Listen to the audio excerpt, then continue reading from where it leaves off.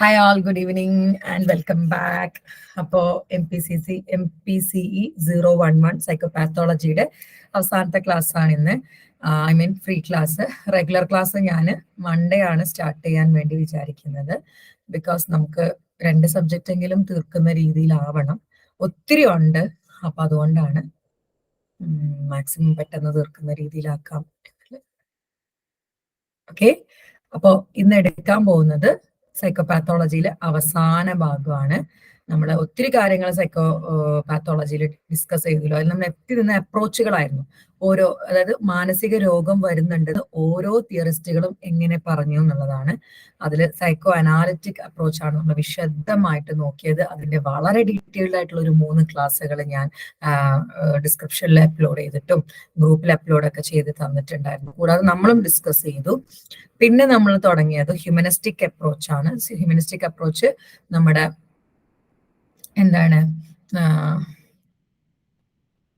Call റോജറിന്റെയും Abraham മാസ്ലോയുടെയാണ്. അതില് നമ്മൾ self and congruence വരെ എടുത്താണ് നിർത്തിയിട്ട് ഉള്ളത്. ഓക്കെ, ഇനി നമ്മൾ എടുക്കാൻ പോകുന്നത് പേഴ്സൺ സെന്റേർഡ് തെറാപ്പി. അതായത് ഈ ഹ്യൂമനിസ്റ്റിക് തിയറിയുടെ ബേസിൽ കാൾ റോജർ ഡെവലപ്പ് ചെയ്തിട്ടുള്ള ഒരു തെറാപ്പിയാണ് പേഴ്സൺ സെന്റേർഡ് തെറാപ്പി. അദ്ദേഹം പറയുന്നത് ഒരാളുടെ റിയൽ സെൽഫും ഐഡിയൽ സെൽഫും തമ്മിൽ ഇൻകോൺഗ്രൻസ് ഉണ്ടെങ്കിൽ അത് അയാളിൽ പ്രശ്നങ്ങൾ ഉണ്ടാക്കും, അത് അയാളിൽ മാനസികാവസ്ഥയിൽ എത്തിക്കും. അപ്പൊ നമ്മൾ അയാളുടെ ഐഡിയൽ സെൽഫും റിയൽ സെൽഫും കോൺഗ്രൻസ് ആക്കാൻ നോക്കും. അതായത് അയാളുടെ ആഗ്രഹത്തിന് ഒത്ത് കുറച്ച് ജീവിക്കാൻ, ഏകദേശം വെച്ച് അയാളുടെ ആഗ്രഹത്തിനൊത്ത് അയാളെ ജീവിപ്പിക്കാൻ നോക്കും. അപ്പൊ അയാളുടെ മാനസിക പ്രശ്നങ്ങൾക്ക് പരിഹാരമാവും എന്നുള്ളതാണ് അദ്ദേഹം പറഞ്ഞിരിക്കുന്നത് കേട്ടോ. ഒരു മിനിറ്റ് നോക്കാം നമുക്ക്. Person centred therapy. Person centered therapy, in order to enhance congruence and move towards self-actualization, the person need to be self-accepting and to replace the conditions of worth with the truer organismic values. കണ്ടോ, നമ്മൾ കോൺഗ്രൻസിൽ ജീവിക്കണമെങ്കിൽ നമ്മൾ എന്താക്കണം? Self ആക്ച്വലൈസേഷനിലേക്ക് move ചെയ്യണം. അതായത് നമ്മളിലെ നമ്മളായിട്ട് നമ്മൾ ജീവിക്കണം. അതായത് നമ്മളെ അക്സെപ്റ്റ് ചെയ്യണം. നമ്മുടെ കണ്ടീഷൻസ് ഓഫ് വർത്ത്, നമ്മുടെ സമൂഹം നമുക്ക് ചാർത്തി തന്നിട്ടുള്ള കുറച്ച് കണ്ടീഷൻസ് ഒക്കെ നമ്മൾ റീപ്ലേസ് ചെയ്തിട്ട് നമ്മൾ നമ്മുടെ മനസ്സിനിണങ്ങി ജീവിക്കണം എന്നാണ് ആര് പറഞ്ഞത്? റോജർ പേഴ്സൺ സെന്റേർഡ് തെറാപ്പിയിലൂടെ പറയുന്നത്. This is establishing, according to Rogers, by having at least one relationship in which the person experiences unconditional positive regard, where the person is totally accepted and supported regardless of what they do, think or feel. ഇതിന് Roger പറഞ്ഞത് at least നമുക്ക് ഒരു relationship എങ്കിലും ഉണ്ടാവണം, നമ്മളെ ഒരു രീതിയിലും conditioned അല്ലാതെ സ്നേഹിക്കുന്ന, അല്ലെങ്കിൽ നമ്മൾ എന്ത് ചെയ്താലും, നമ്മൾ എങ്ങനെ ചിന്തിച്ചാലും, നമ്മൾ എന്തൊക്കെ ഫീൽ ചെയ്താലും, നമ്മൾ എന്തോ ആയിക്കോട്ടെ, നമ്മൾ ആ രീതിയിൽ നമ്മൾ എങ്ങനെയാണോ ഞാൻ റിയൽ ആയിട്ടുള്ള ആ റിയലായ എന്നെ സ്വീകരിക്കുന്ന ഒരു റിലേഷൻഷിപ്പ് എങ്കിലും നമുക്ക് ഉണ്ടായിരിക്കണം എന്നാണ് പറയുന്നത്. The relationship obviously must be controlled or directed not by the other person in the relationship but by oneself. കണ്ടോ, ഒരു റിലേഷൻഷിപ്പിൽ നമ്മളായിരിക്കണം നമ്മളെ കൺട്രോൾ ചെയ്യേണ്ടത് എല്ലാ രീതിയിലും. മറ്റൊരാളുടെ കൺട്രോൾ അതിൽ വരാൻ പാടില്ല. അതാണ് റോജർ പറഞ്ഞിരിക്കുന്നത്. നമ്മളുടെ ഇഷ്ടത്തിനായിരിക്കണം ജീവിക്കേണ്ടത്. അതായത് ഒരാളുടെ പോലും അതിലൊരു കണ്ടീഷൻസ് അവിടെ വരാൻ പാടില്ല. The person, him or herself, is the center, hence the term person centered. അതുകൊണ്ടാണ് പേഴ്സൺ സെന്റേർഡ് എന്ന് വിളിക്കുന്നത്. കേട്ടോ, ആ പേഴ്സൺ ആണ് അതിന്റെ centre. That's why it's called person centred therapy. അവിടെ ആ പേഴ്സൺ, നമ്മൾ അവിടെ ബാക്കിയുള്ളവരൊന്നും നോക്കൂല. നമ്മളടുത്ത് വരുന്ന ക്ലയന്റിന് അയാൾക്ക് എന്താണ് ആഗ്രഹം, അയാൾക്ക് എങ്ങനെയാണ് ജീവിക്കാൻ താല്പര്യം, അയാളുടെ റിയൽ സെൽഫ് എന്താ, അതാണ് നമ്മൾ ബൂസ്റ്റ് ചെയ്യുക. അപ്പം നമ്മളായിരിക്കും ചിലപ്പോൾ ആ ഒരു വ്യക്തി അവരെ പൂർണ്ണമായിട്ടും അക്സെപ്റ്റ് ചെയ്യുന്നത്. ആരും അക്സെപ്റ്റ് ചെയ്യാറില്ലാത്തതിനെ കൊണ്ടാണല്ലോ അവർക്ക് ഈ അവസ്ഥ വന്നത്. അപ്പൊ നമ്മളാവും ഒരു കണ്ടീഷനും ഇല്ലാതെ അവരെ സ്വീകരിക്കുന്ന റിലേഷൻഷിപ്പ്. അതിലൂടെ അവരെ ബൂസ്റ്റ് ചെയ്ത്, അവരുടെ റിയൽ സെൽഫിനെ ബൂസ്റ്റ് ചെയ്ത് അതിലൂടെ അവരുടെ മാനസിക പ്രശ്നത്തിന് പരിഹാരം കണ്ടെത്തി കൊടുക്കുകയാണ് ചെയ്യുന്നത്. Any relationship which reduce incongruence is a therapeutic relationship according to Roger. കണ്ടോ, ഇൻകോൺഗ്രൻസ് കുറയ്ക്കുന്ന ഒരു റിലേഷൻഷിപ്പ് തെറാപ്യൂട്ടിക് റിലേഷൻഷിപ്പ് ആണ്.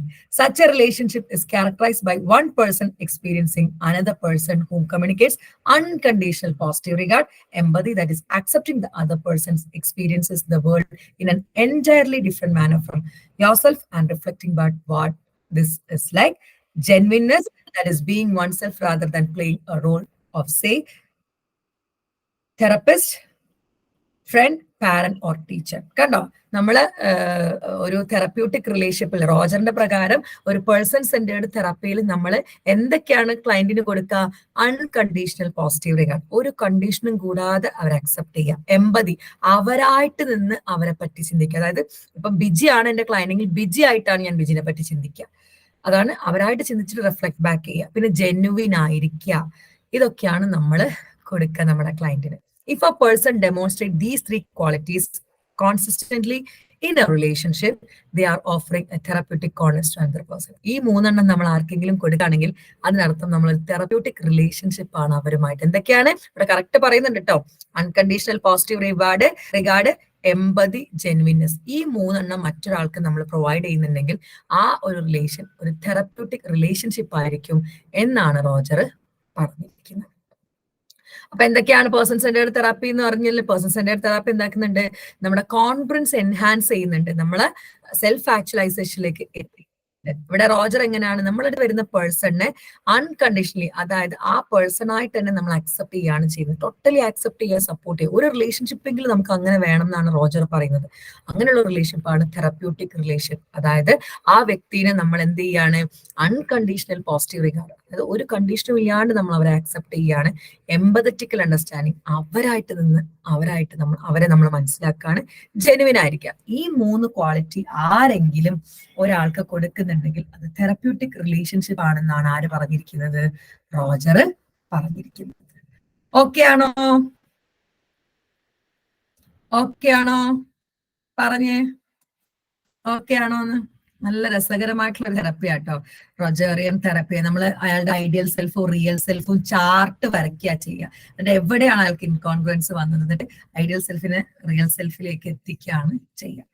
If A person feel these three qualities in A relation, ഏതൊക്കെയാണ്? അൺകണ്ടീഷണൽ പോസിറ്റീവ് റിഗാർഡ്, എമ്പതി, ജെനുവിൻനെസ്. ഈ മൂന്നെണ്ണം ആർക്കെങ്കിലും ഒരു റിലേഷൻഷിപ്പിൽ കിട്ടുകയാണെങ്കിൽ they are said to be therapeutic, healing or growing relationship. Therapeutic ആണ്, ഹീലിംഗ് റിലേഷൻഷിപ്പ് ആണ്, ഗ്രോയിങ് റിലേഷൻഷിപ്പ് ആണ്.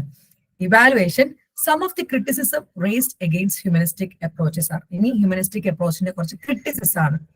This approach is criticise behaviorism for not acknowledging mental events through the humanistic theory, though the humanistic theorists overlook scientific method of studies. കണ്ടോ, ഈ അപ്രോച്ചിനെ ബിഹേവിയറിസക്കാർ criticise ചെയ്യുന്നത് mental ഇവന്റ്സിനെ acknowledge ചെയ്യുന്നില്ല.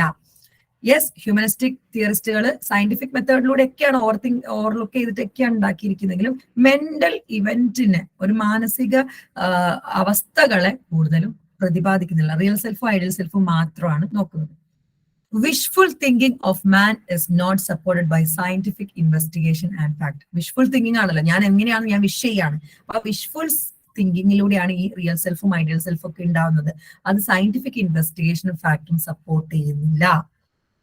Humanistic approach use a term like induction and reasoning which were philosophy and could not be tested. അതായത് humanistic അപ്രോച്ചിൽ induction അതുപോലെ reasoning പോലെയുള്ള philosophical terms ആണുള്ളത്. അതൊന്നും സയന്റിഫിക്കലി ടെസ്റ്റ് ചെയ്യാൻ പറ്റില്ല എന്നാണ് ലിമിറ്റേഷനിൽ പറയുന്നത്. അതുപോലെ this approach rejected animal research in psychology. ഒത്തിരി ബിഹേവിയറിസ്റ്റിലൊക്കെ ആനിമൽസിനെ എടുത്ത് പഠിക്കുകയാണല്ലോ. ഇപ്പൊ ക്ലാസിക്കൽ കണ്ടീഷനിൽ പട്ടിയെ എടുത്തിട്ടാണ് പാവ്ലോ പഠിക്കുന്നത്, അപ്പറന്റില് എലിയെ എടുത്തിട്ടാണ്, അതുപോലെ പസിൽ ബോക്സിൽ പൂച്ചേനെ എടുത്തിട്ടാണ്. ഇവിടെ ഹ്യൂമനിസ്റ്റിക്കില് മനുഷ്യരെ ഒരിക്കലും മൃഗങ്ങളെ വെച്ച് പഠിച്ചിട്ടില്ല. അപ്പൊ ഹ്യൂമനിസ്റ്റിക്കില് ആനിമൽ റിസർച്ച് റിജക്ട് ചെയ്തിരുന്നു. അതുകൊണ്ട് അതും ഒരു ക്രിറ്റിസിസം ആണ്. Concept of this approach are sometimes not amenable to clear definition and verification. ഒരു ക്ലിയർ ഡെഫിനിഷനും വെരിഫിക്കേഷനും ഇല്ലാത്ത പോലെയുള്ള കോൺസെപ്റ്റ് ആണ് ഹ്യൂമനിസ്റ്റിലുള്ളത് എന്നാണ് പറയപ്പെടുന്നത്. അപ്പൊ ഹ്യൂമനിസ്റ്റിന്റെ ക്രിറ്റിസിസം എന്തൊക്കെയാണ്? ബിഹേവിയറിസക്കാർ അപ്രോച്ച് ചെയ്തത് എക്നോളജ് ചെയ്തിട്ടില്ല മെന്റൽ ഇവന്റ്സിനെ. വിഷ്ഫുൾ തിങ്കിങ് ആണ്.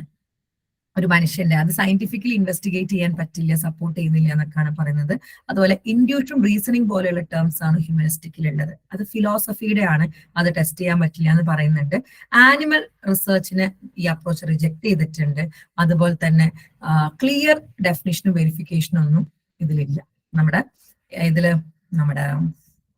ഹ്യൂമനിസ്റ്റിക്കില് ഇല്ല. ഇത്രയൊക്കെയാണ് ഹ്യൂമനിസത്തിന്റെ ക്രിറ്റിസിസം ആയിട്ട് പറയുന്നത്. ഓക്കെ ആണോ? എനിക്ക് സൈക്കോളജിയിൽ വളരെ ഇഷ്ടമുള്ള ഒരു തിയറിയാണ് കേട്ടോ. ഒരു മനുഷ്യൻ പകുതി പ്രശ്നങ്ങൾ തീരും അവനായിട്ട് ജീവിച്ചാൽ. ഇപ്പൊ ചില ക്ലയൻസിനെ ഒക്കെ കൊണ്ടുവരും, കുറച്ച് പ്രായമുള്ളവരൊക്കെ ഈ മാറാത്ത ബാക്ക് പെയിന്, മാറാത്ത കൈവേദന ഒക്കെ ആയിട്ട് കൊണ്ടുവരും. ശരിക്കും അവർക്ക് ഒരു കുഴപ്പമുണ്ടാവില്ല. അവർ ജീവിക്കുന്ന, അവർ ആഗ്രഹിക്കുന്ന പോലെ ആയിരിക്കില്ല. റിയൽ സെൽഫ് എവിടെയോ അവരെവിടെയോ ആയിരിക്കും ഉണ്ടാവുക. നമ്മൾ ശരിക്കും എന്താണ് അവരുടെ റിയൽ സെൽഫ് എന്ന് ചോദിക്കുമ്പോൾ ചിലപ്പോൾ അവർ പഠിക്കാൻ ആഗ്രഹം ഉണ്ടായിരുന്നു, അല്ലെങ്കിൽ തയ്ക്കാൻ ഭയങ്കര ഇഷ്ടമായിരുന്നു ഒക്കെ പറയുന്ന സമയത്ത് നമ്മൾ നേരെ ആ റിയലിലേക്കൊന്ന് പോളിഷ് ചെയ്ത് വിടുമ്പോഴേക്കും എന്ത് പറ്റാറുണ്ട്, അതങ്ങ് റെഡി ആയി പോവാറുണ്ട്. പലപ്പോഴും നമ്മളാവാതെ ആർക്കൊക്കെയോ വേണ്ടിയിട്ട്, നമ്മുടെ അച്ഛന് വേണ്ടിയിട്ടുള്ള നമ്മളായിട്ട് ജീവിക്കുന്നുണ്ടാവും, അമ്മയ്ക്ക് വേണ്ട നമ്മളായിട്ട്, ഹസ്ബൻഡിന് വേണ്ട, വൈഫിന് വേണ്ട, മക്കൾക്ക് വേണ്ട, സിബ്ലിങ്സിന് വേണ്ട ഒക്കെ നമ്മളായിട്ട് ജീവിക്കുന്നുണ്ടാവും. പക്ഷെ നമ്മളിലെ നമ്മളായിട്ട് നമ്മൾ ജീവിക്കുന്നുണ്ട്. യഥാർത്ഥ റിയൽ അഫയായിട്ട് ജീവിക്കുന്നുണ്ടോ എന്നുള്ളതാണ്. സൈക്കോളജിയിൽ എത്തുന്നവരെ റിയൽ സെൽഫിനെ പറ്റി ബോധോട് പോലും ആയിരുന്നില്ല. ഇപ്പൊ റിയൽ സെൽഫിനെ തന്നെയാണ് അധികവും ഒരു പ്രാധാന്യം കൊടുക്കാറുള്ളത്. ഐഡിയൽ അല്ല എന്നല്ല കേട്ടോ. As we are a social beings, yes, sometimes it goes to ideal, but majority or prominent ആയിട്ട് അല്ലെങ്കിൽ ഒരു ഇമ്പോർട്ടൻസ് കൊടുക്കുന്നത് റിയൽ സെൽഫിന് തന്നെയാണ്. നിങ്ങളൊക്കെ നിങ്ങളായിട്ട് ജീവിക്കാൻ വേണ്ടി വല്ലപ്പോഴൊക്കെങ്കിലും ശ്രമിക്കുക. അപ്പം ഇൻകോൺഗ്രൻസ് ഒരു പരിധി വരെ കടഞ്ഞിട്ട്. ഇനി അടുത്ത അപ്രോച്ചാണ്. ഇപ്പം സൈക്കോഅനാലിസിസും ഹ്യൂമനിസവും കഴിഞ്ഞ് ഇനി സെക്കൻഡ് ഫോഴ്സ് ഓഫ് സൈക്കോളജി എന്ന് അറിയപ്പെടുന്ന ബിഹേവിയറൽ അപ്രോച്ച്. മനുഷ്യൻ ജനിച്ചു വീഴുമ്പം ബ്ലാങ്ക് സ്ലേറ്റ് ആണ്, അതിലെല്ലാം എഴുതി ചേർക്കപ്പെടുന്നതാണെന്നൊക്കെ പറയുന്ന behavioural approach. The behavioral perspective is defined with the Russian psychologist Ivan Pavlovian classical conditioning, the discoverer of the conditioned reflex, and American psychologist J.B. Watson, the father of behaviorism. ഈ behaviourism approach Russian physiologist ആയിട്ടുള്ള Ivan പാവ്ലോയും പിന്നെ ബിഹേവിയറിസത്തിന്റെ പിതാവായിട്ടുള്ള ജെ.ബി. വാട്സണും ഒക്കെയാണ് കൊണ്ടുവരുന്നത്. The behavioral perspective focus on the role of learning in explain both normal and abnormal behavior.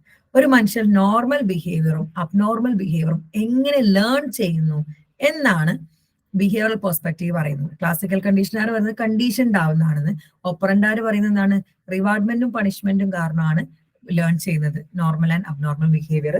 ഒബ്സർവേഷണലാർ പറയുന്നത് കണ്ടു പഠിക്കുകയാണ് normal and abnormal behaviour. അതായത് ഒരു വ്യക്തി നോർമൽ ആൻഡ് അബ്നോർമൽ ബിഹേവിയർ എങ്ങനെ പഠിക്കുന്നു എന്നാണ് ബിഹേവിയറിസം തിയറിയിൽ പറയുന്നത്. From a learning perspective, abnormal behavior represents the acquisition or learning of inappropriate maladaptive behavior. കണ്ടോ, ലേണിംഗ് പെർസ്പെക്റ്റീവ് ബിഹേവിയർസ് പ്രകാരം അബ്നോർമൽ ബിഹേവിയർ അല്ലെങ്കിൽ ഒരു മാനസിക രോഗം എന്താണ്, ഒരാൾ ലേൺ ചെയ്യുന്നതാണെന്നാണ്. ഒരു മാലഡാപ്റ്റീവ് ബിഹേവിയർ ലേൺ ചെയ്യുന്നതാണ്, പഠിക്കുന്നതാണെന്നാണ് അവർ പറയുന്നത്. From the learning perspective, the abnormal behavior itself is the problem.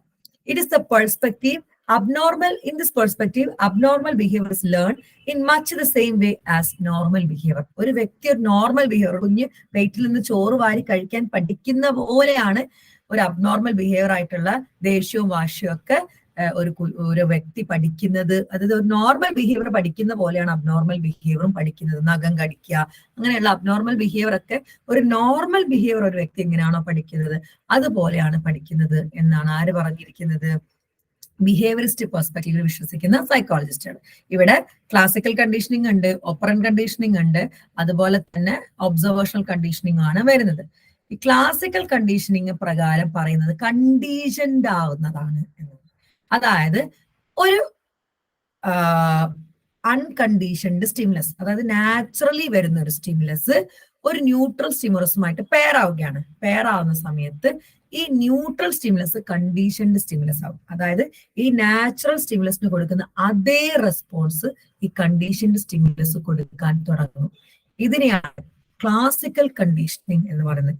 Why classical? Because this is one of the first formal conditioning in learning perspective നോക്കാം നമുക്ക്. Role of classical conditioning. The Russian physiologist Ivan Pavlov discovered the conditioned reflex, now called conditioned response, quick by accident. അദ്ദേഹം accidentally കണ്ടെത്തിയതാണ്. അദ്ദേഹം ലബോറട്ടറിയില് ഒരു പലകയില് ഒരു നായയെ ആണി അടിച്ച് കുറപ്പിച്ച് ആ നായയുടെ കവിളിൽ ഒരു ഓട്ടയിട്ട് ഇവിടെ ടെസ്റ്റ് ട്യൂബ് ഒക്കെ പിടിപ്പിച്ചിട്ട് ഡൈജസ്റ്റീവ് സിസ്റ്റത്തിന്റെ ഒരു എക്സ്പെരിമെന്റ് ചെയ്തുകൊണ്ടിരിക്കുകയായിരുന്നു. പുള്ളിക്കാരൻ നോക്കുന്ന സമയത്ത് ഫുഡ് കൊണ്ടുവരുന്ന ആളുടെ കാലടി കേൾക്കുമ്പോഴേക്കും നായ സലൈവേറ്റ് ചെയ്യുന്നത്. അപ്പൊ നോക്കിയത് ഫുഡ് കാണുന്നില്ലല്ലോ, പിന്നെ ഇങ്ങനെ നായ സലൈവേറ്റ് ചെയ്യുന്നത്. അങ്ങനെ പുള്ളിക്കാരൻ എന്താക്കാൻ നോക്കി, ഇത് ഇങ്ങനെ സംഭവിക്കുന്നതാണോ എന്ന് അറിയാൻ വേണ്ടി ഒരു എക്സ്പെരിമെന്റ് കണ്ടക്ട് ചെയ്തു. ബെല്ലടിക്കുന്നു, ഫുഡ് കൊടുക്കുന്നു, ബെല്ലടിക്കുന്നു, ഫുഡ് കൊടുക്കുന്നു. ഫുഡ് എന്താണ്? അൺകണ്ടീഷണൽ സ്റ്റിമുലസ് ആണ്. ഫുഡ് കണ്ട നായക്ക് എന്തായാലും എന്ത് വരും? വായിൽ വെള്ളം വരും. അപ്പൊ ഫുഡിന് മുന്നേ ബെല്ലടിക്കുകയാണ്. അപ്പൊ ബെല്ലും ഫുഡും പെയർ ചെയ്യാണ്. കുറച്ചു കഴിഞ്ഞ് ബെല്ലടിക്കുമ്പോഴേക്കും അല്ലെങ്കിൽ ആ പാത്രം കാണുമ്പോഴേക്കും നായ സലൈവേറ്റ് ചെയ്യാൻ. അത് ഒരു കണ്ടീഷനിങ് നടന്നു കഴിഞ്ഞു കഴിഞ്ഞാൽ ഈ അൺകണ്ടീഷൻഡ് സ്റ്റിമുലസ് കൊടുക്കുന്ന അതേ റെസ്പോൺസ്, അതായത് നമ്മുടെ ഈ ഫുഡിന് കൊടുക്കുന്ന സലൈവേഷൻ തന്നെ ഈ ബെല്ലിനും കൊടുക്കാൻ തുടങ്ങി. അവിടെയാണ് മനസ്സിലാക്കുന്നത് ഒരു അൺകണ്ടീഷൻഡ് സ്റ്റിമുലസ് കണ്ടീഷൻഡ് സ്റ്റിമുലസുമായിട്ട് പെയർ ചെയ്താൽ അൺകണ്ടീഷൻഡ് സ്റ്റിമുലസിന് കൊടുക്കുന്ന അതേ റെസ്പോൺസ് കണ്ടീഷൻഡ് സ്റ്റിമുലസിന് കൊടുക്കും. ഫുഡും ബെല്ലും പെയർ ചെയ്ത് കഴിഞ്ഞാൽ ഫുഡ് കണ്ടാൽ വരുന്ന അതേ വായിൽ വരുന്ന ഉമിനീര് ബെല്ല് കണ്ടാലും വരും. ആ വരുന്ന അവസ്ഥയ്ക്കാണ് കണ്ടീഷനിങ് എന്ന് പറയുന്നത്. നോക്കിക്കേ, in his laboratory he harnessed dogs to an apparatus to study their salivary response to food. Salivary response പഠിക്കാൻ വേണ്ടി ഹാർനസ് ചെയ്യുന്നതായിരുന്നു ചേട്ടൻ. നല്ല ദ്രോഹിച്ചിട്ടുണ്ട് ആ നായെ എന്നൊക്കെ മേനകാന്തിന്റെ അവിടെ എത്തിയിരുന്നു. Along the way he observed that gastric juices even before they started to eat. അതായത് ഈ ഉമിനീര് ഫുഡ് കാണുന്നതിന് മുന്നേ വരുന്നുണ്ടെന്ന് അദ്ദേഹം കണ്ടെത്തുക. These response appear to be elicited by the sound of the food cart as it was wheeled into the room. ആ ഫുഡിൽ കാട്ടിന് ഉന്തിക്കൊണ്ടുവരുന്ന ഒച്ച, കാലടി എന്നും പറയുന്നുണ്ട്, ആ കാട്ട് ഉന്തിക്കൊണ്ടുവരുന്ന ഒച്ച കേൾക്കുമ്പോഴേക്കും നായ്ക്ക് എന്ത് വരുന്നുണ്ട്? സലൈവേഷൻ വരുന്നുണ്ട്. So Pavlov undertook an experiment. ഇങ്ങനെയൊക്കെ കണ്ടപ്പോൾ ഒരു എക്സ്പെരിമെന്റ് ചെയ്തു. That showed that animals could learn to salivate in the response to other stimuli, such as the sound of the bell, if the stimuli were associated with the feeding. അവിടെ കണ്ടെത്തുകയാണ് classical conditioning. അതായത് ആനിമൽസിന് ഈ ഫുഡുമായിട്ട് associate ചെയ്ത് എന്തിനോടും സലൈവേറ്റ് ചെയ്യാൻ പറ്റും എന്ന് കണ്ടെത്തുകയാണ്. ഇതാണ് classical conditioning. Because dogs don't normally salivate the sound of the bell. ഒരു പട്ടിയും ബെല്ലടിച്ചാൽ സലൈവേറ്റ് ചെയ്യില്ല. പക്ഷെ പാവ്ലോ എന്ത് ചെയ്തു? ഈ ബെല്ലിയെ ഫുഡുമായിട്ട് പെയർ ചെയ്തു. പാവ്ലോ reason that they have acquired, അവരത് നേടിയെടുത്തത്. ഒരു പട്ടിയും ബെല്ല് കണ്ടാൽ സലൈവേറ്റ് ചെയ്യില്ല. അപ്പൊ അത് അക്വയർഡ് ആണ്. He called it as a conditioned response or conditioned reflex because it had been paired with what called unconditioned stimulus. കണ്ടോ, അൺകണ്ടീഷൻഡ് സ്റ്റിമുലസുമായിട്ട് കണ്ടീഷൻഡ് സ്റ്റിമുലസിനെ പെയർ ചെയ്ത് കണ്ടീഷൻഡ് റെസ്പോൺസ് ഉണ്ടാക്കിയെടുത്തതാണ്. ഇവിടെ അൺകണ്ടീഷൻഡ് സ്റ്റിമുലസ് ഏതാ? ഫുഡ്, നാച്ചുറലി സലൈവേഷൻ ഉണ്ടാക്കുന്ന സാധനം. കണ്ടീഷൻഡ് സ്റ്റിമുലസ് ഏതാ? ബെല്ല്. ഫുഡിനെയും ബെല്ലിനെയും പെയർ ചെയ്തപ്പോ ഈ ബെല്ലടിച്ചാലുള്ള സലൈവേഷൻ ആണ് എന്ത്? Conditioned response. ഫുഡ് കണ്ടിട്ടുള്ളത് അൺകണ്ടീഷൻഡ് റെസ്പോൺസ് ആണ്. ബെല്ലടിക്കുമ്പോഴേക്കും നായ സലൈവേറ്റ് ചെയ്തത് കണ്ടീഷൻഡ് റെസ്പോൺസ്. ഈ കണ്ടീഷൻഡ് റെസ്പോൺസ് അക്വയർ ചെയ്യുന്നതിനെയാണ് ക്ലാസിക്കൽ കണ്ടീഷനിങ് എന്ന് പറയുന്നത്. ഓക്കെ ആണോ? ഓക്കെ ആണോ? Okay madam. എല്ലാവർക്കും ഓക്കെ ആണോ? ക്ലാസിക്കൽ കണ്ടീഷനിങ് വളരെ എന്താണ്, അബ്നോർമൽ ബിഹേവിയറിൽ വളരെ പ്രധാനപ്പെട്ട ഘടകമാട്ടോ. നമ്മൾ ഈ ബസ് കയറുമ്പോഴുള്ള ഛർദി, യാത്ര ചെയ്യുമ്പോഴുള്ള ഛർദി ഒക്കെ ക്ലാസിക്കൽ കണ്ടീഷനിങ് ആണ്. എപ്പോഴോ ഒന്ന് കയറിയപ്പം ഛർദിച്ചിട്ടുണ്ടാവും. പിന്നെ യാത്രയും ഛർദിയും തമ്മിൽ പേരായിട്ടുണ്ടാവും. യാത്ര ചെയ്യുമ്പോഴേക്കും ഛർദിക്കുകയാണ്. അത് എപ്പോഴോ എന്തൊക്കെയോ ഫുഡ് ഒറ്റ വട്ടം മതി. അല്ലെങ്കിൽ നമ്മുടെ കുടുംബത്തിൽ ആർക്കെങ്കിലും ഒക്കെ അതുണ്ട്, കണ്ടിട്ടും പഠിക്കും. ഗ്യാരിയസ് കണ്ടീഷനിങ് എന്ന് പറഞ്ഞൊരു സാധനം ഉണ്ട്. അല്ലാതെ അത് രോഗമൊന്നും അല്ല. അതായത് പിന്നെ ഈ കിടക്കപ്പായലും മൂത്രം ഒഴിക്കുന്ന ഒക്കെ ക്ലാസിക്കൽ കണ്ടീഷനിങ്. എപ്പോഴോ ഒന്ന് മൂത്രം ഒഴിച്ചിട്ടുണ്ടാവും, അന്ന് എല്ലാരും അതിനെ പറ്റി പറഞ്ഞ് ഇതാക്കി, എന്താണ് എപ്പോഴോ ഒന്ന് ഈ അടുത്ത് എനിക്കൊരു കേസ്, ഒരു കുട്ടീനെ കൊണ്ടുവന്നൊരു 10 വയസ്സായിട്ടുള്ള കുട്ടി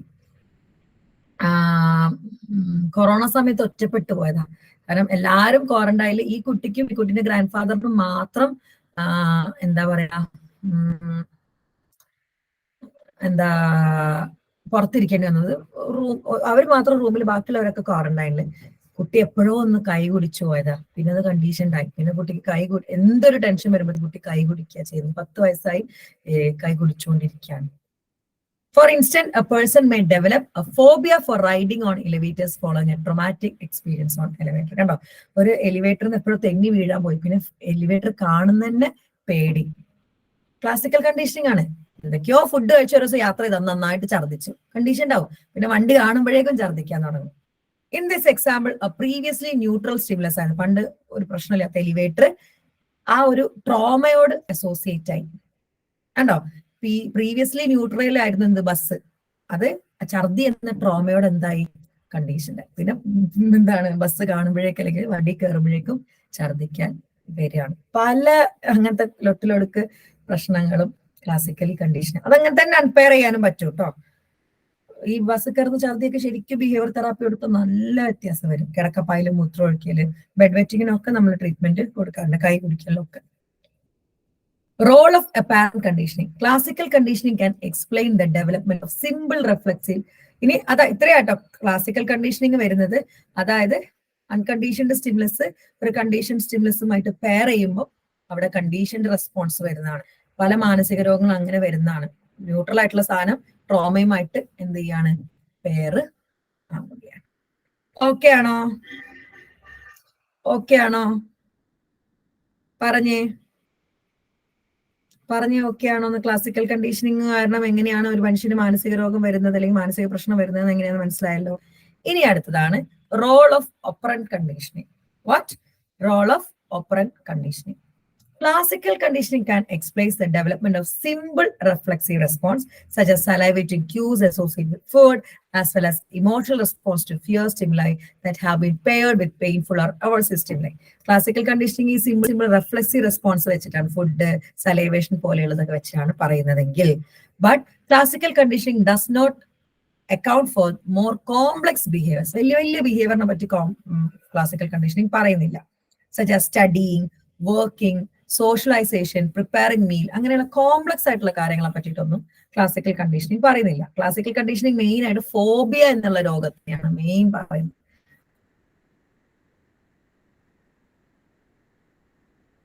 സൈക്കോളജിസ്റ്റ് ആയിട്ടുള്ള BF Skinner call these type of complex behaviors operant responses because they operate on environment to produce effect or consequences. ഇങ്ങനത്തെ കോംപ്ലക്സ് ബിഹേവിയറുടെ സ്കിന്നർ വിളിച്ചത് ഒപ്പറന്റ് റെസ്പോൺസ് എന്നാണ്. ബിക്കോസ് എഫക്റ്റും കോൺസിക്വൻസസ് അനുസരിച്ചിട്ടാണ്.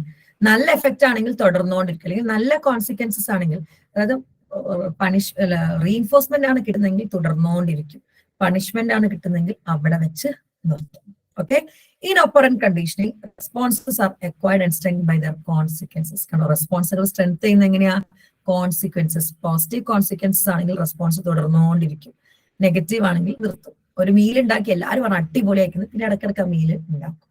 ഒരു മീൽ ഉണ്ടാക്കി അയ്യോ ചെയ്യല്ലേ എന്ന് പറയാണ്, അത് അവിടെ വെച്ച് നിർത്തും. അത് കോൺസിക്വൻസസിനനുസരിച്ചിട്ടാണ് ഒരു റെസ്പോൺസ് സ്ട്രെങ്തൻ ആവുന്നതും വീക്കൻ ആവുന്നതും എന്നാണ് ആര് പറഞ്ഞിരിക്കുന്നത്, ഓപ്പറന്റ് കണ്ടീഷനിങ്ങിലൂടെ നമ്മുടെ BF സ്കിന്നർ പറഞ്ഞിരിക്കുന്നത്. We acquire responses or skill such as raising our hands in the class that lead to reinforcement. ആണോ, ഒരു പ്രാവശ്യം കൈ ഉയർത്തി ഉത്തരം പറയുമ്പോൾ ടീച്ചർ മിഠായി കൊടുത്തു, അപ്പൊ വീണ്ടും കൈ ഉയർത്താളത്ത് വരെ വരും. Reinforces are changes in environment that increase the frequency of preceding behavior. ഒരു ബിഹേവിയറിന്റെ ഇന്റൻസിറ്റി കൂടെ വീണ്ടും ചെയ്യാൻ പ്രേരിപ്പിക്കുന്ന ഘടകം റിവാർഡിംഗ് ആണ്. ഒരു പ്രാവശ്യം സിഗരറ്റ് വലിച്ചു നല്ല സുഖം കിട്ടി, വീണ്ടും വലിക്കുക. അത് റിവാർഡിംഗ് ആണെങ്കിൽ നമ്മൾ ആ റെസ്പോൺസ് വീണ്ടും ചെയ്യും എന്നാണ് ആര് പറഞ്ഞിരിക്കുന്നത്, ഓപ്പറന്റിലൂടെ സ്കിന്നർ പറഞ്ഞിരിക്കുന്നത്. That behaviour that lead to rewarding consequences. നമുക്കൊരു റിവാർഡിംഗ് ആയിട്ടുള്ള ഒരു കോൺസിക്വൻസസ് ആണ് കിട്ടുന്നത്, സ്ട്രെങ്തൻ ആവും. That is they are more likely to occur again. നമുക്കൊരു ബിഹേവിയർ റിവാർഡിംഗ് ആണെങ്കിൽ അത് സ്ട്രെങ്തൻ ആവും, വീണ്ടും ചെയ്യാൻ തോന്നും. Over time such behaviour become habit. കുറച്ചു കാലങ്ങൾ കഴിയുമ്പോഴത്തേക്കും ഒരു വട്ടം വലിച്ചപ്പോൾ നല്ല സുഖം കിട്ടി, അപ്പൊ പിന്നെ വീണ്ടും വലിക്കാൻ തുടങ്ങി, പിന്നെ അതൊരു ശീലമായിട്ട് മാറും. For example, you are likely to acquire the habit of raising your hand in class on the basis of experiences early in grade school when your teacher responds to you only if you first raise the hand. നമുക്ക് habit എങ്ങനെയാണ് teacher കൈ പൊന്തിക്കുമ്പോൾ നിങ്ങളെ വിളിക്കുമ്പോൾ കൈ പൊന്തിക്കാനുള്ള ത്വര വന്നു. Skinner identify 2 types of reinforcers ഉണ്ട്. റീൻഫോഴ്സസിനെ പറ്റി നമ്മൾ വ്യക്തമായിട്ട് പിന്നെ യുജിക്കാരൊക്കെ പറഞ്ഞത്. പോസിറ്റീവ് റീൻഫോഴ്സസ്. പോസിറ്റീവ് റീൻഫോഴ്സസ് എന്ന് പറഞ്ഞാല് റിവാർഡാണ്. ഇപ്പൊ നമുക്ക് പോസിറ്റീവായിട്ട് എന്ത് കിട്ടുന്നു, ഇപ്പം ഒരു മിഠായി കിട്ടുക, ഒരു പുഞ്ചിരി, തോളത്തൊരു തട്ട്, കുറച്ച് പൈസ കിട്ടുക, ഒക്കെ റിവാർഡിംഗ് ആണ്. ഇത് പോസിറ്റീവ് റീൻഫോഴ്സസ് ആണ്. അതായത് boost the frequency of behaviour when are introduce or present. അതായത് ഈ റിവാർഡ് പ്രസന്റ് ചെയ്താൽ നമ്മുടെ ബിഹേവിയർ ബൂസ്റ്റ് ആവും. അങ്ങനെയുള്ള റിവാർഡിനെയാണ് പോസിറ്റീവ് റീൻഫോഴ്സർ എന്ന് വിളിക്കുന്നത്. ഏറ്റവും എഫിഷ്യന്റ് ആയിട്ടുള്ളത് പോസിറ്റീവ് റീൻഫോഴ്സ്മെന്റ് ആട്ടോ. അതുകൊണ്ടാണ് നമ്മുടെ മക്കളൊക്കെ എന്ത് കുഞ്ഞു കാര്യം ചെയ്തു കഴിഞ്ഞാലും ഒന്ന് തോളത്തട്ടി അഭിനന്ദിക്കുക അല്ലെങ്കിൽ താങ്ക് യു പറയാനോ പറയുന്നത്. Most of Skinner's work focused on studying on operant conditioning in animals such as pigeons. Pigeonsilum റാറ്റിലൊക്കെ ആട്ടോ സ്കിന്നറിന്റെ മെയിൻ വർക്ക് നടന്നത്. If a pigeon get food when it pecks a button, ഒരു പിജിൻ ഒരു ബട്ടൺ നെക്കിയപ്പോൾ ഫുഡ് കിട്ടും. പിന്നെ പിജിൻ button നെക്കിക്കൊണ്ടിരിക്കും because food എന്ന reinforcement അവിടെ കിട്ടുന്നുണ്ട്. Okay, if a pigeon gets food when it pecks a button, it will continue to peck a button until it has eaten its fill. Button നെക്കുമ്പോൾ food കിട്ടുന്നുണ്ട്, അപ്പൊ നെക്കിക്കൊണ്ടിരിക്കും വയറ് നിറയുന്നവരെ. If we get a friendly response from people who we hold the door open for them, we are more likely to develop a habit of opening the door for others. നമ്മൾ ഒരാൾക്ക് door കൊടുത്തു അവർക്ക് friendly നോട്ടം കിട്ടി, അപ്പൊ നമ്മൾ വേറെ ആർക്ക് വേണമെങ്കിലും ഡോർ തുറന്നു കൊടുക്കും ബിക്കോസ് ആ ഫ്രണ്ട്ലി നോട്ടത്തിന്. അങ്ങനെ നമുക്കൊരു നല്ലത് കിട്ടിയാൽ അത് വീണ്ടും വീണ്ടും, അതാണല്ലേ മക്കളൊരു 10 മുതൽ 6 മാർക്ക് വാങ്ങിയാലും അവരുടെ കഴിവിനനുസരിച്ച് 6 മാർക്ക് വാങ്ങിയാലും അഭിനന്ദിക്കണം. അവനൊരു കുഞ്ഞു മിഠായിയെങ്കിലും വാങ്ങിക്കൊടുക്കണം, എന്നാലേ ആ 6ൽ നിന്ന് 7ലേക്ക് എത്താൻ അവന് തോന്നത്തുള്ളൂ. നെഗറ്റീവ് റീഇൻഫോഴ്സേഴ്സ് എന്ന് പറയുന്നത് എന്താണ്? The frequency of behaviour when they are removed ആണ്.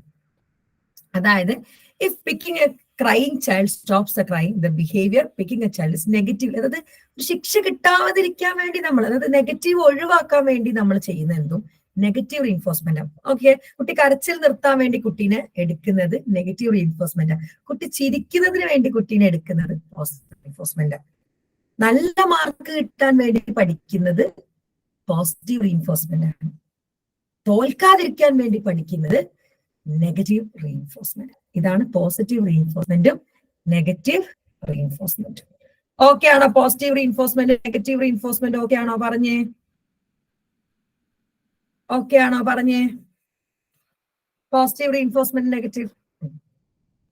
Adaptive normal behaviour involves learning responses or skill that lead to reinforcement. കണ്ടോ? adaptive normal behavior involves learning responses or skill that lead to reinforcement. adaptive normal behavior ഒക്കെ എങ്ങനെയാണ് നമ്മൾ റീഇൻഫോഴ്സ്മെന്റിലേക്ക് lead ചെയ്യുന്ന രീതിയിൽ adaptive ആയിട്ടുള്ള when learned behavior that allow us to obtain positive reinforcers or rewards such as food, money and approval and help us to remove or avoid negative reinforcers such as pain and disapproval. നമ്മൾ positive റീഇൻഫോഴ്സ്മെന്റിന് വേണ്ടി നല്ല കുറെ കാര്യങ്ങൾ ചെയ്യും, negative ഒഴിവാക്കാനും വേണ്ടി നല്ല കുറെ കാര്യങ്ങൾ നമ്മൾ ചെയ്യും.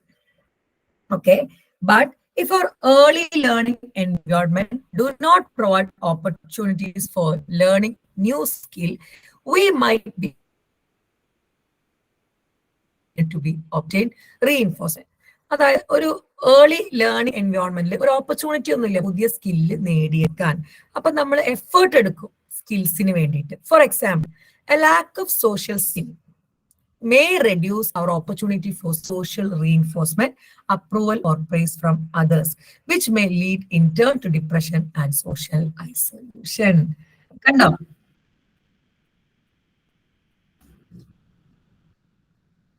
A lack of social skill, ഒരു സോഷ്യൽ സ്കിൽ ഇല്ല, ഒരു സോഷ്യലി ഉള്ള സ്കില്ലില്ല. അതായത് സോഷ്യലി റീഇൻഫോഴ്സ്മെന്റ്, അതായത് സോഷ്യൽ സ്കിൽ ആദ്യം ഇല്ല, സമൂഹത്തിൽ ഒരു ഇടപെടാനുള്ള സ്കിൽ ആദ്യം ഇല്ല. അത് സോഷ്യൽ റീഇൻഫോഴ്സ്മെന്റ്. അതുകൊണ്ട് തന്നെ ആളുകൾ റീഇൻഫോഴ്സ് ചെയ്യാണ്ടിരിക്കാനും തുടങ്ങി. അത് നമ്മളെ ചിലപ്പോൾ ഡിപ്രഷനിലേക്കും സോഷ്യൽ ഐസൊലേഷനിലേക്കും എത്തും. Punishment can be consider the flip side of reinforcement. ഇവിടെയാണ് പണിഷ്മെന്റ് പറയുന്നത്. റീഇൻഫോഴ്സ്മെന്റ് നേരെ എതിർവശമാണ് reinforcement punishment.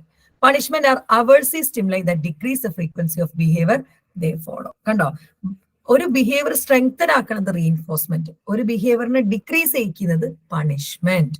Punishment may take many forms ഉണ്ട്. ഫിസിക്കൽ പണിഷ്മെന്റ് ഉണ്ട്, ചവിട്ടുക, കുത്തുക, അടിക്കുക ഒക്കെ ഉള്ളത് ഫിസിക്കൽ പണിഷ്മെന്റ് ആണ്. Removal of a reinforcing stimulus, ഇനി റീഇൻഫോഴ്സിംഗ് സ്റ്റിമുലസ് ഒഴിവാക്കുന്നത് അതും പണിഷ്മെന്റ് ആണ്. ഇപ്പൊ കുട്ടി വികൃതി കളിച്ചു, കുട്ടിക്ക് ഇഷ്ടപ്പെട്ട ഫോൺ പിന്നെ കൊടുക്കാതിരിക്കുക, അതും ഒരു പണിഷ്മെന്റ് ആണ്. അസസ്മെന്റ് ഓഫ് മോണിറ്ററി പെനാൽറ്റി, അതായത് ഫൈൻ ഏർപ്പെടുത്തുക. അപ്പൊ നമ്മൾ എന്തുകൊണ്ട് ഹെൽമെറ്റ് സ്ഥിരം വെക്കുന്നു? 500 രൂപ പേടിച്ചിട്ട്. ടേക്കിംഗ് എവേ പ്രിവിലേജസ്, അല്ലെ, ഒരു കുറ്റം ചെയ്ത് കഴിഞ്ഞാൽ പെൻഷൻ കട്ടാക്കുക, അല്ലെങ്കിൽ ഹോണേഴ്സ് ഒഴിവാക്കുക, പ്രിവിലേജ് ഒഴിവാക്കുന്നതും പണിഷ്മെന്റ് ആണ്. Or removal from a reinforcing എൻവയോൺമെന്റും പണിഷ്മെന്റ് ആണ്. അപ്പൊ ഒപ്പറന്റ് കണ്ടീഷനിങ് പ്രകാരം ഒരു ബിഹേവിയർ സ്ട്രെങ്തൻ ചെയ്യുക, അതിന് റിവാർഡ് കിട്ടുമ്പോഴാണ്. ഒരു ബിഹേവിയർ വീക്കൻ ചെയ്യുക, പണിഷ്മെന്റ് കിട്ടുമ്പോഴാണ്. അതായത് ഒരു മാലഡാപ്റ്റീവ് ബിഹേവിയർ അല്ലെങ്കിൽ മാനസിക പ്രശ്നം എങ്ങനെയാണ് സ്ട്രെങ്തൻ ആവുന്നത്? അത് റിവാർഡിങ് ആവുമ്പോഴാണ്. ഫോർ എക്സാമ്പിൾ സബ്സ്റ്റൻസ് അബ്യൂസ്, എപ്പോഴോ സബ്സ്റ്റൻസ് അബ്യൂസ് ചെയ്തു, നല്ല റിവാർഡിംഗ് ആയി തുടർന്നുകൊണ്ടിരുന്നു, അത് അഡിക്ഷൻ ആയിട്ട് മാറാം. അപ്പൊ ഏതൊരു ബിഹേവിയറും റീഇൻഫോഴ്സ്മെന്റ് കിട്ടുമ്പോൾ സ്ട്രെങ്തൻ ആവുകയും പണിഷ്മെന്റ് കിട്ടുമ്പോൾ വീക്കൻ ആവുകയും ചെയ്യും. ഇതെങ്ങനെയാ മാനസിക രോഗമായിട്ട്? എപ്പോഴൊക്കെയോ എന്തോ റിവാർഡിംഗ് ആവുമ്പോഴാണ് ആ രോഗം നമ്മളിലേക്ക് എത്തി വരുന്നത് എന്നാണ് ഓപ്പറന്റ് കണ്ടീഷനിലൂടെ പറയുന്നത്. ഓക്കെ ആണോ?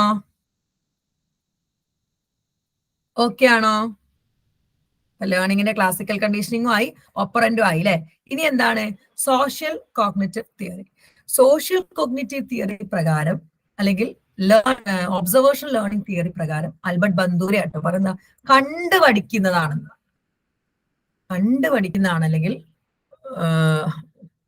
നമ്മൾ അനുഭവിച്ച് പഠിക്കുന്നതാണ് എന്നാണ് social cognitive theory. Social cognitive theory represents the contribution of the theorists such as Albert Bandura, Julian B. Rotter, and Walter Mischel. Social cognitive theories expanded traditional learning theory by including roles for thinking or cognition and learning by observation, which is called modeling. അതുകൊണ്ടോ ഈ classical കണ്ടീഷനിങ്ങിലും ഓപ്പറന്റിലൊന്നും ഇല്ലാത്തൊരു സാധനം thinking കൂടി add ചെയ്തിട്ടുള്ള ഒരു തിയറിയാണ് social learning. അവരവിടെ observation അല്ലെങ്കിൽ modelling കൂടി അതിൽ പറയുന്നുണ്ട്. A phobia for spiders, for example, may be learned by observing the fearful reaction of others in life. അല്ലെ, ഒരാൾക്ക് സ്പൈഡറിനോട് ഭയങ്കര ഫോബിയ ആണ്. ശരിക്കും അതൊരു പരിധി വരെ സത്യമാട്ടോ. എനിക്ക് ചെറുപ്പത്തിലേ നായനെ കാണുന്നത് ഭയങ്കര പേടിയാണ്. എനിക്കൊരു മാന്ത് കിട്ടിയതിനു ശേഷം എനിക്ക് ഭയങ്കര പേടിയാ. എനിക്ക് നല്ലൊരു മാന്ത് കിട്ടിയതല്ല എനിക്ക് പേടി. എന്റെ ഉമ്മ, ഞങ്ങൾക്കൊരു ട്രഡീഷൻ ഉണ്ട്, ഈ പട്ടിയെ ഞാൻ തൊട്ട് കഴിഞ്ഞാൽ എനിക്ക് അറിഞ്ഞുകൂടാ എന്തിനാ പട്ടിയോട് ഇത്ര വലിയ വെറുപ്പ് നമ്മുടെയൊക്കെ ഈ മതത്തിൽ. എന്നിട്ട് ഈ മണ്ണൊക്കെ ഇട്ട് അതിനെ തേച്ച് ഉറപ്പിച്ച് കുളിച്ചതിന് ശേഷം പട്ടിനോട് ഭയങ്കര പേടിയായിരുന്നു. ഒരു ക്ലാസിക്കൽ കണ്ടീഷനിങ് തന്നെയായിരുന്നു കേട്ടോ. പക്ഷെ എന്റെ ഹസ്ബൻഡ് ഒരു ഡോഗ് ലവറാണ്. ഹി ലവ്സ് ഡോഗ്സ്, ഭയങ്കര ഇഷ്ടമാണ് ഡോഗ്സിനെ. അപ്പം പുള്ളിക്കാരന്റെ ഫ്രണ്ടിന് ഒരു ഡോഗ് ഉണ്ട്, റൂബി, ഒരു ലാബാണ്. പക്ഷെ ബ്ലാക്ക് ലാബാണ്, നല്ല വലുപ്പവും ഒരു ഭീകര രൂപമാണ്. ആള് പാവമാണ്, ആളിങ്ങ് വിളിച്ചാൽ പോരും, ഒരു ബിസ്ക്കറ്റ് കൊടുത്ത് ആരെ കൂടെ വേണ്ടി പോകുന്ന ഒരു പാവമാണ് ഞങ്ങളുടെ റൂബി. സോ എന്റെ സാധു ജനിച്ച് കുറച്ച് കാലം കഴിയുമ്പോൾ തൊട്ടിട്ട് ഈ റൂബീനെ കാണുന്നത് കൊണ്ട് തന്നെ ഇവന് ചെറിയ ചെറിയ ഡോഗ്സിനെ കാണുമ്പോൾ ഇവനങ്ങ് പോവും. എനിക്കിപ്പോഴും പേടിയാണ്, റൂബീനെയൊക്കെ തന്നെ എനിക്ക് പേടിയാണ്. എന്നാലും ഞാൻ ഒരു പരിധി വരെയൊക്കെ നോക്കിയൊക്കെ നിൽക്കും. പക്ഷെ അവനിഷ്ടമാണ്. അവനിപ്പം ഇനി ഏതെങ്കിലും ഡോഗ്സിനെ കണ്ടാൽ അവന് പേടിയില്ല, അവൻ അതിന്റെ അടുത്തൊക്കെ ഇങ്ങനെ observation learning, because he's seeing his father, he saw his father take care of Ruby, അതിനെ തൊട്ടുന്നു തോടുന്നു തലോടുന്നു ഒക്കെ കാണുന്നുണ്ട്. സോ അവൻ അത് അറിയാം, കണ്ടു പഠിക്കുന്നു. അതുപോലെ തന്നെയാണ് പേടിയും കണ്ടുപഠിക്കും. ഫോബിയ ഫോർ സ്പൈഡർ, നമ്മുടെ കുടുംബത്തിൽ ആർക്കെങ്കിലും അല്ലെങ്കിൽ നമ്മുടെ തൊട്ടടുത്തേക്ക് ആർക്കെങ്കിലും ഭയങ്കര പേടിയാണ് സ്പൈഡറിനെങ്കിൽ നമുക്കും പേടിയുണ്ടാവും. May be learned by observing fearful reaction of others in real life, on television or in the movies. Social cognitive theories believe that people have an impact on their environment just as environment impact on them. എൻവയോൺമെന്റിന് അവരുടെ മേൽ impact ഉള്ള പോലെ തന്നെ അവർക്കും എൻവയോൺമെന്റിന് മേൽ impact ഉണ്ട്. അതായത് പലതും നമ്മൾ കണ്ടും കേട്ടും അറിഞ്ഞും പഠിക്കുന്നതാണ്. മാനസിക രോഗങ്ങൾ പോലും നമുക്ക് അങ്ങനെ വരുന്നതാണ്. ഫോബിയൊക്കെ നമ്മൾ മോഡൽ ചെയ്യുന്ന ഒബ്സർവ് ചെയ്ത് ലേൺ ചെയ്യുന്നതാണെന്നാണ് സോഷ്യൽ കോഗ്നിറ്റീവ് തിയറിസ്റ്റുകൾ പറയുന്നത്. Social cognitive theorists agree with traditional behaviors like Watson and Kinna that theories of human nature should be tied to observable behavior. സ്കിന്നറിനെയും വാട്സനെയും ഒക്കെ അഗ്രി ചെയ്യുന്നുണ്ട്, പക്ഷെ പറയുന്നുണ്ട് പലതും ഒബ്സർവ് ചെയ്തിട്ട് ലേൺ ചെയ്യുന്നതാണ് എന്ന്. However, they argue that factor within the person, such as expectancies and the value placed on particular goals, also need to be considered for explaining behavior. ഇവിടെ conditioning മാത്രമല്ല, നമ്മളെ വാല്യൂസ് അല്ലെ, ഇപ്പൊ ഒരു പട്ടിനെ ഒരു ഇസ്ലാം മതവിശ്വാസി അതില് ഒന്നും ചെയ്യുന്നില്ലെങ്കിൽ അതിനകത്ത് അവന്റെ വാല്യൂസും അവന്റെ കാര്യങ്ങളൊക്കെ അവന്റെ പൂർവികരിൽ നിന്ന് കണ്ടും കേട്ടും അറിഞ്ഞും വളർന്നത് കൊണ്ടാണ്. Okay, for example, people who hold more positive expectancies about the effect of drug and more likely to use the drug and to use larger quantities of the drug are people with less positive expectancy. കണ്ടോ, നോക്കിക്കേ, ഒരു ഡ്രഗിനെ പറ്റി നല്ല ധാരണ ഉള്ള ആൾ, people who hold more positive expectancies about the effect of the drug, ഒരു ഡ്രഗിന്റെ എഫക്റ്റീവിനെ പറ്റി നല്ല പോസിറ്റീവ് ആയിട്ടുള്ള എക്സ്പെക്ടൻസി, ഇത് അടിച്ചാൽ അടിപൊളി ആയിരിക്കും എന്നുള്ള എക്സ്പെക്ടൻസിയിൽ ആൾ are more likely to use the drug, അയാൾ കുറെ ഉപയോഗിക്കും, and to use larger quantity of the drug, larger ഉപയോഗിക്കും. ആർക്ക്? പോസിറ്റീവ് എക്സ്പെക്ടൻസി ഇല്ലാത്തവരെക്കാൾ. ഒരു വസ്തുവിനെ പറ്റി ഒരാൾക്ക് പോസിറ്റീവ് എക്സ്പെക്ടൻസി കൂടുതലാണെങ്കിൽ അയാൾ നല്ലോണം ഉപയോഗിക്കും, പോസിറ്റീവ് എക്സ്പെക്ടൻസി ഇല്ലാത്ത ആളെക്കാളും. ഇതാണ് ഒബ്സർവേഷണൽ ബിഹേവിയറിൽ പറയുന്നത്. അതായത് കണ്ടും കേട്ടും അറിഞ്ഞും പോസിറ്റീവ് എക്സ്പെക്ടൻസി വെച്ചിട്ടാണ്. ഇപ്പം നായിനെ തൊട്ടാൽ, അല്ലെങ്കിൽ നായിനെ വേണ്ട, എന്താണ്,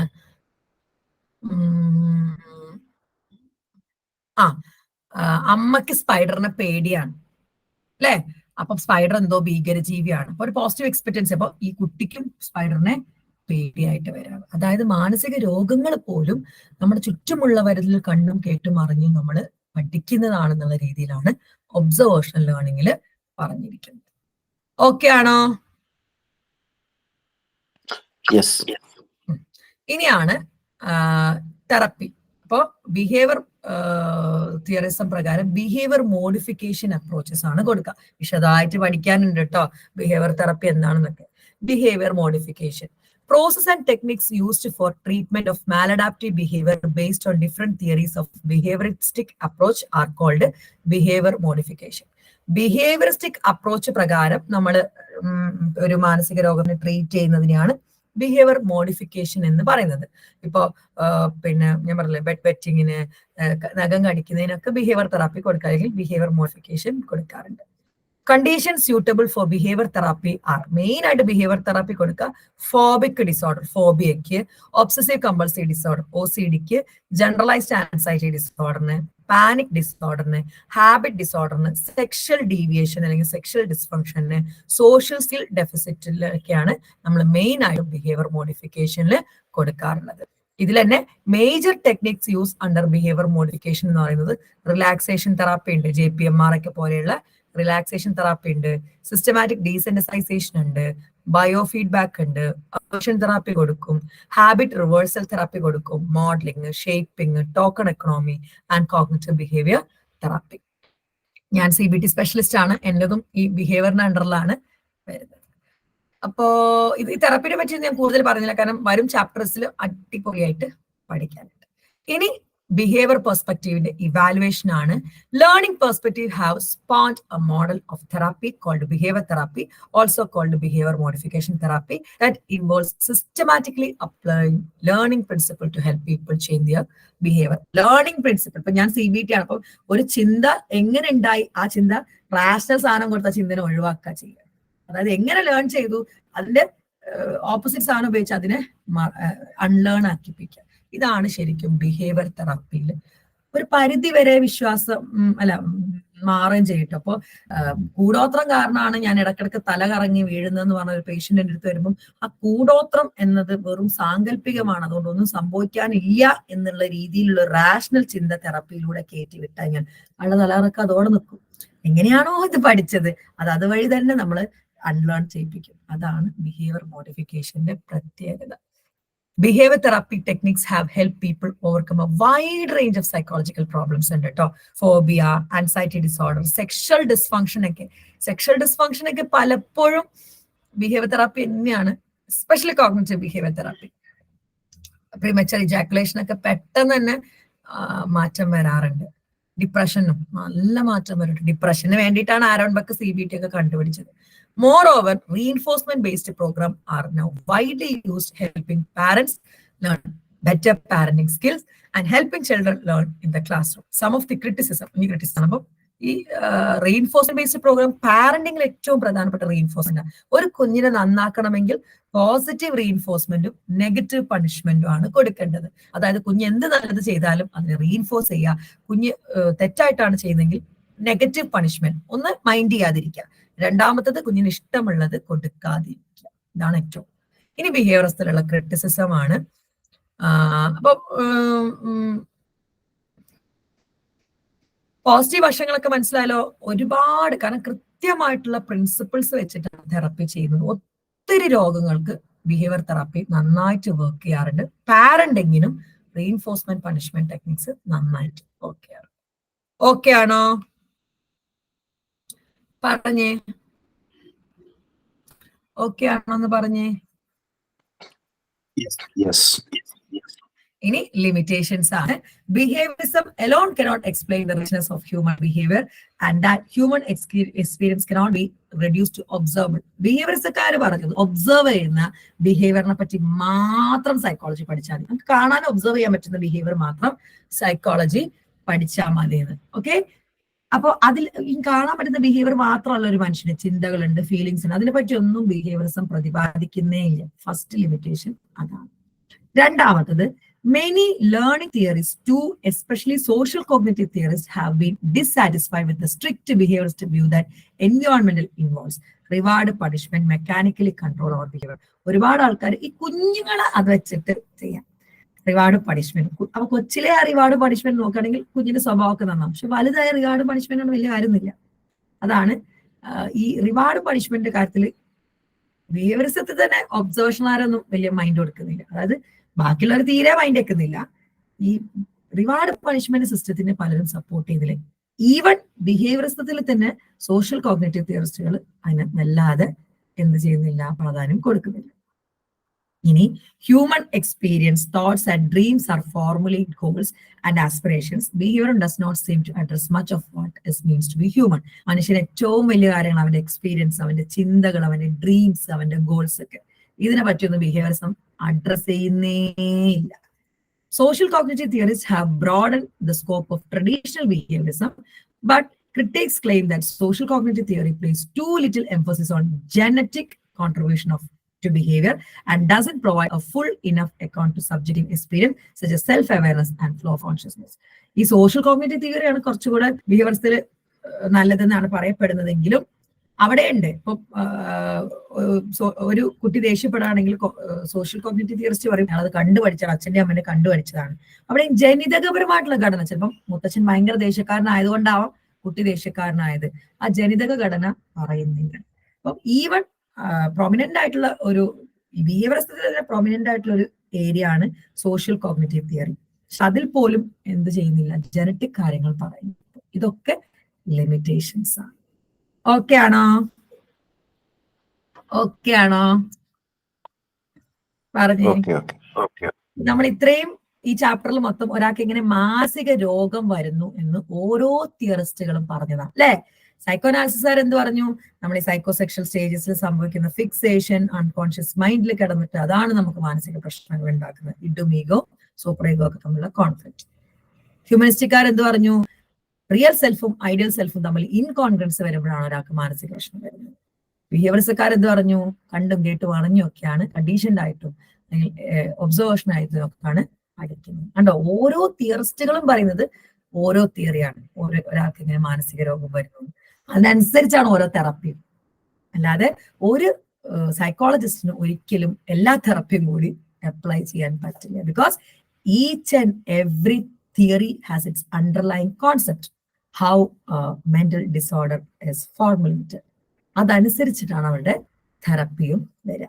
നമ്മുടെയൊക്കെ വെച്ചാൽ സൈക്കോ തെറാപ്പി എല്ലാ സൈക്കോ തെറാപ്പി ഒരു സൈക്കോളജിസ്റ്റിന് അങ്ങനെ ചെയ്യാം അല്ല. എല്ലാം അറിഞ്ഞിരിക്കണം, ഒരെണ്ണത്തിലാണ് നമുക്ക് സ്പെഷ്യലൈസ് ചെയ്യാൻ വേണ്ടി. ഓക്കെ ആണോ? ഓക്കെ ആണോ? I M A psychotherapist but I M A CBT specialist. ഞാൻ CBTയിലാണ് സ്പെഷ്യലൈസ് ചെയ്തിരിക്കുന്നത്. CBT മാത്രമാണ് ഞാൻ ചെയ്യാറുള്ളത്. റോജേറിയൻ അറിയാം, ഒരു പ്രോബ്ലം സോൾവിംഗ് ഡിസിഷൻ മേക്കിംഗ് ഒക്കെ വരികയാണെങ്കിൽ റോജേറിയൻ രീതി അത് പെരിഫറൽ ആയിട്ട് ചെയ്യുന്നുള്ളൂ. എൻ്റെ അടുത്ത് മേജർ ഒരു മാനസിക പ്രശ്നമായിട്ട് വരുമ്പോൾ obviously I will be treating with CBT, cognitive behaviour therapy. വിശദമായിട്ട് പഠിക്കാനുണ്ട് കേട്ടോ. അപ്പം ഈ ഒരു ചാപ്റ്ററിൽ നമ്മൾ മെയിൻ ആയിട്ടും നോക്കിയത് അപ്രോച്ചസ് ആണ്, എങ്ങനെ ഒരാൾക്ക് മാനസിക രോഗം വരുന്നു എന്നുള്ള മെയിൻ അപ്രോച്ചസ്, പിന്നെ സൈക്കോപാത്തോളജിയുടെ ഹിസ്റ്ററിയും. അപ്പോ MPCE 011ന്റെ ഫസ്റ്റ് ചാപ്റ്ററിന്റെ ഫ്രീ ക്ലാസ് ഇവിടെ അവസാനിക്കുകയാണ്.